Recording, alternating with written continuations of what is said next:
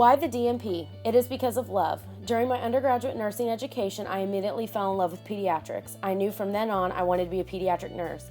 I started my career caring for acutely ill children and have since moved to care for critically ill children, which is what I have found to be my true passion. I thought when I started as a bedside nurse, I'd be able to change the world. What I quickly realized is that you have to have more than just love for your profession to make a difference.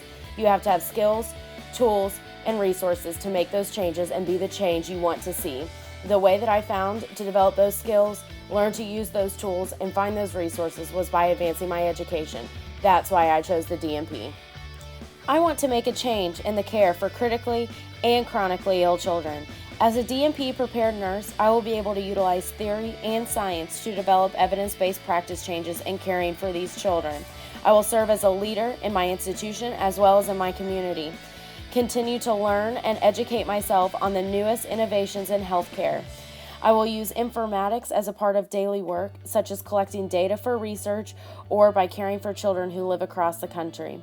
I will also be a champion in my local, state, and national nursing organizations to promote legislation deemed important in the care for children, as well as rights for nurse practitioners. I will be able to collaborate with anyone in the healthcare industry through effective communication and teamwork in order to provide the best care possible for my patients.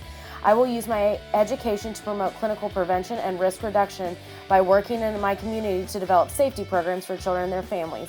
And of course, I will take all of these skills, which were learned during my DNP program, to educate future and current nurses. My impact will be through the care provided to children and families during one of the worst times in their lives, but my impact also will be the legacy I leave behind with the students I teach.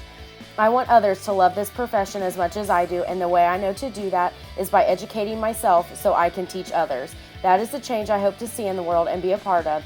And of course, there is no greater impact than the legacy of love.